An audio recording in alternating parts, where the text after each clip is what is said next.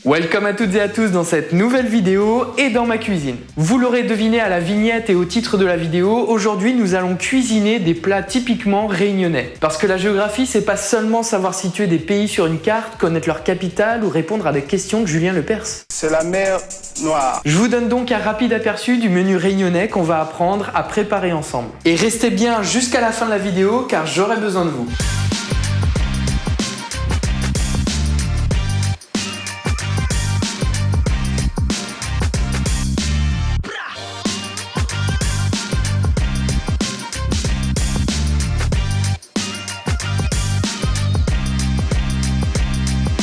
Et nous allons commencer par le punch coco. J'adore l'alcool. Pour cette recette, vous aurez donc besoin de rhum blanc, d'une gousse de vanille, de 50 centilitres d'eau, d'une noix de coco, de 25 centilitres de lait concentré sucré et de cannelle. Pour commencer, il va falloir ouvrir la noix de coco. Et pour ouvrir une noix de coco, il n'y a pas 36 méthodes. Après avoir ouvert votre crâne, parce que la noix de coco, elle a rien, vous allez acheter de la noix de coco râpée en magasin. Voilà. Blague à part, voici comment vraiment ouvrir une noix de coco. On va commencer par ouvrir 2 des 3 trous présents au-dessous de la noix de coco. Après en avoir bien chié votre race, vous allez vider la noix de coco de son jus. Une fois que la noix de coco a rendu tout son jus, on va prendre un couteau et taper avec le dos de la lame.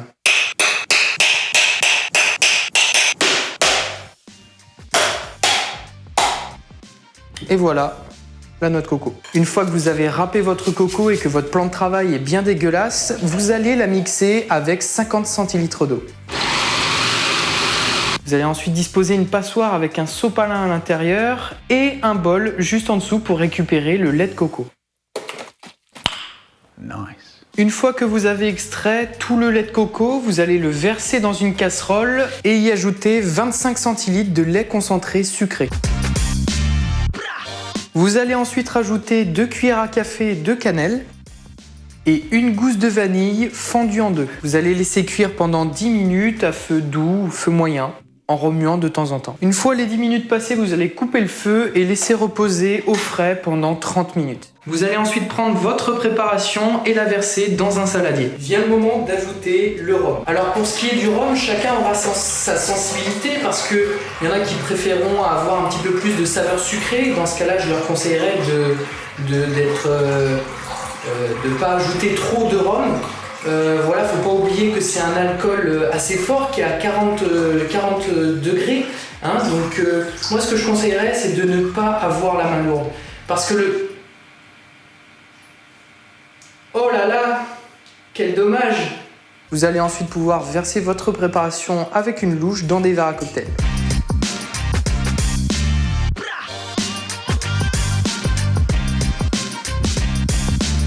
On sent bien les arômes de cannelle et de coco, mais le rhum est bien présent aussi. Plutôt plaisant. Bien, je vais pas me bourrer la gueule tout seul au punch coco, autant passer au plat principal. Pour la recette du rougail morue chouchou et riz en brocal, j'aurai donc besoin de 700 g de morue séchée, de 4 tomates, de 4 oignons, de 3 oignons nouveaux, d'huile d'olive, de piment oiseau, d'un chouchou, de riz basmati, de 3 gousses d'ail, de curcuma, de 50 g d'haricots rouges et de clous de girofle. On va commencer par découper les oignons et les oignons nouveaux finement.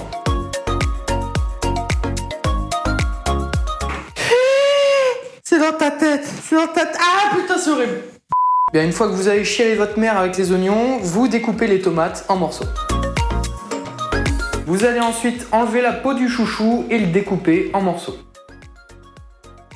Alors attention, si vous allez à la Réunion, ne confondez pas le chouchou et la chouchoute. En créole réunionnais, ça veut totalement dire autre chose. Vous allez ensuite bien faire bouillir votre morue pendant 10 minutes afin de la dessaler. Une fois que c'est fait, égouttez-la et émiettez-la en enlevant les arêtes. Une fois que vous avez émietté la morue, vous allez verser 4 cuillères à soupe d'huile d'olive dans une marmite. Vous allez ensuite y verser votre morue émiettée. Remuez assez souvent et énergiquement pour éviter qu'elle colle au fond. Une fois que la morue aura obtenu cette couleur un peu dorée, vous pourrez ajouter les oignons nouveaux et le chouchou. Ajoutez ensuite les tomates et laissez-les fondre. J'ai J'ai oublié de vous prévenir, mais vous pouvez aussi rajouter quelques piments oiseaux à votre préparation du rougail. Une fois que les tomates ont bien fondu, vous pouvez laisser reposer et passer à la préparation du riz en brocal. Il n'y a pas besoin de plus d'épices que ça dans le rougail, car c'est le riz en brocal qui va s'en charger. Et on va voir ça tout de suite. Pour la préparation du riz en brocal, vous allez éplucher vos 3 gousses d'ail et les écraser dans un mortier. Mettez dans une casserole un oignon émincé et l'ail que vous avez écrasé au mortier. Rajoutez un tout petit peu d'eau afin que ça n'adhère pas dans le fond. Ajoutez ensuite une cuillère à café de curcuma, puis quelques clous de girofle. Mélangez le tout. Ajoutez ensuite le riz basmati et mélangez-le au reste d'épices. Ajoutez ensuite de l'eau jusqu'à recouvrir le riz. Laissez monter à ébullition puis baissez le feu une fois que l'eau bout. Une fois que le riz a bu toute l'eau, vous pouvez rajouter 50 g d'haricots rouges. Remuez doucement afin d'éviter de faire de la purée avec les haricots rouges. Une fois que votre riz est bien moelleux, vous pouvez passer à l'étape de dressage de votre rougail.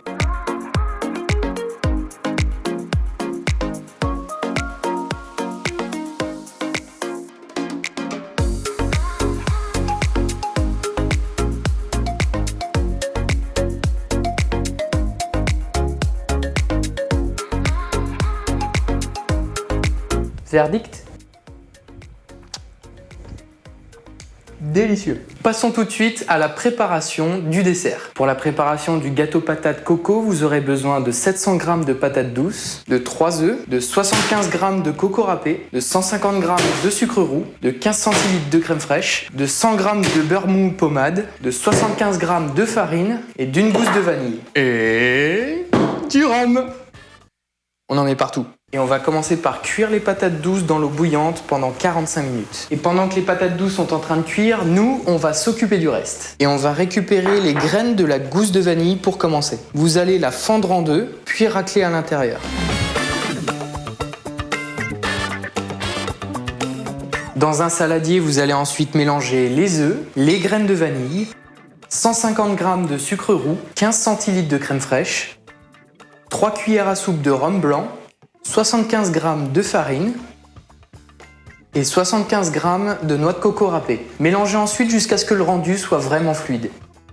Une fois que vous avez cuit les patates douces pendant 45 minutes, vous allez les égoutter, les éplucher et les couper en morceaux grossiers. Vous allez ensuite ramollir 100 g de beurre pommade. Puis vous allez ensuite ajouter dans un mixeur les morceaux de patates douces et le beurre que vous allez ensuite mixer.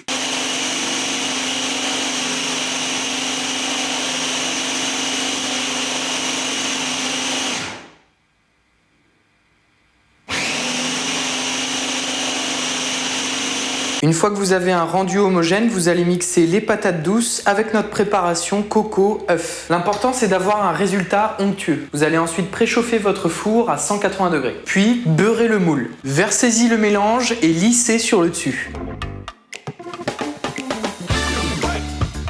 Vous allez ensuite y faire des rayures sur le dessus avec une fourchette.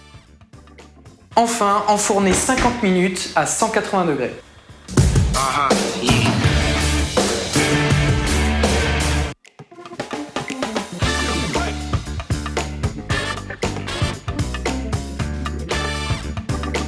On sent bien la vanille et l'arrière-goût de rhum.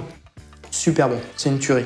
Voilà, j'espère que ces quelques recettes vous auront plu. N'oubliez pas de lâcher un petit pouce bleu. N'oubliez pas de vous abonner à la chaîne si ce n'est pas déjà fait. Et le plus important, partagez cette vidéo. Pour une prochaine vidéo et une nouvelle recette, je vous invite à mettre en commentaire un plat typique de chez vous ou de vos origines. Et je choisirai parmi les différentes propositions pour faire ce plat en vidéo. C'était Welcome pour vous servir. À plus.